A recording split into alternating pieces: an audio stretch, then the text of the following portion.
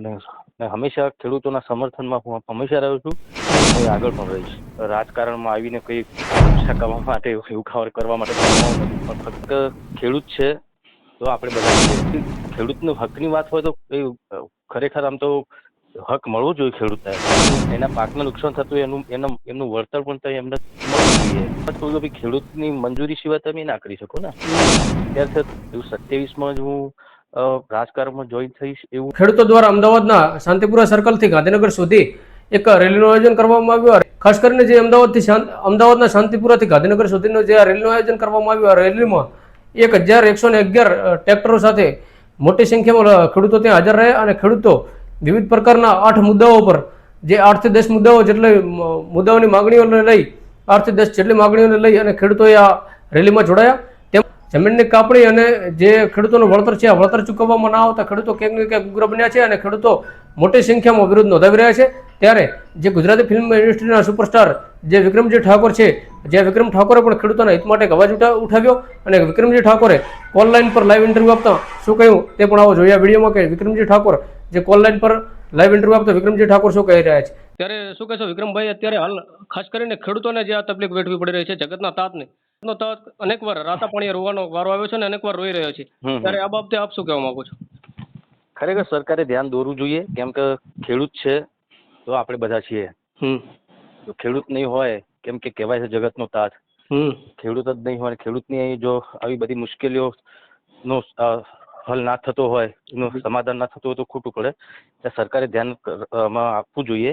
એમના જે પ્રશ્નો છે, પ્રશ્નોનો ઉકેલ આવે એવું સરકારે કરવું જોઈએ, હું એવું માનું છું.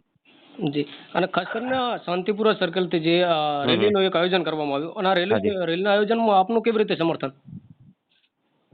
જો હું તો કહું છું કે ખેડૂતનો હકની વાત હોય તો ખરેખર આમ તો હક મળવો જોઈએ ખેડૂતને. અને જે પ્રશ્નો છે, પ્રશ્નોનો ઉકેલ સરકારે લાવવો જોઈએ. હાજી, આપ અનેકવાર ખેડૂતોના હિત માટે લડ્યા છો, તો હાલ જે ખેડૂતોની લડત ચાલી રહી છે તે ગાંધીનગર સુધી આ રેલીનું આયોજન હતું અને એમાં વિશાળ સંખ્યામાં 1111 ટ્રેક્ટરો સાથે ખેડૂતો આવ્યા અને ખેડૂતોની વેદના લઈ અને સરકાર સુધી પહોંચ્યા છે. તો આમાં સરકાર યોગ્ય તેમને માંગણીને નહીં સ્વીકારવે, આ બાબતમાં શું કહેશો? કે સરકારને વિનંતી કરવી જોઈએ આપણે કે ભાઈ જેટલું અને એટલું જલ્દીથી ખેડૂતોના જે પ્રશ્નો છે એ ઉકેલી આપો તમે. અને હંમેશા ખેડૂતોના સમર્થનમાં હું હંમેશા રહ્યો છું ને આગળ પણ રહીશ. ટ્રસ્ટ હમણાં જ ચાલુ કર્યું છે અમે લોકોએ. અત્યારે અમે બાળકોને હજુ જોઈન નથી કર્યા અમે લોકોએ, પણ અત્યારે જે પુસ્તકોનું વિતરણ, ચોપડાઓનું વિતરણ એ બધું અમે અત્યારે કરી રહ્યા છીએ.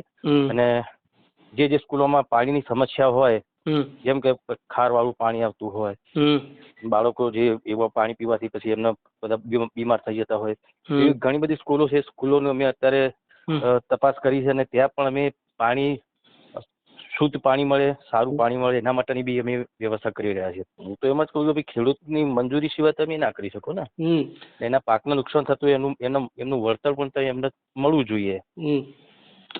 ગુજરાતી ફિલ્મના સુપરસ્ટાર વિક્રમજી ઠાકોરે પણ આ વિચાર્યું કંઈક કે વળી ખેડૂતો માટે કોઈ હિત માટે એક નવી ફિલ્મ બનાવશે? હાજી મેમ, ખેડૂત એક રક્ષક ફિલ્મ બનાવી હતી, આખું ખેડૂતની જ વાત હતી. એના સિવાય નવું કોઈ બનાવશે? હા, પણ એ પ્રમાણેનો જો કોન્સેપ્ટ આવશે અમારે, જો અમે ખેડૂત એક રક્ષક એનું પાર્ટ 2 પણ બનાવવાના છે, એ પણ વિચારણા ચાલુ છે.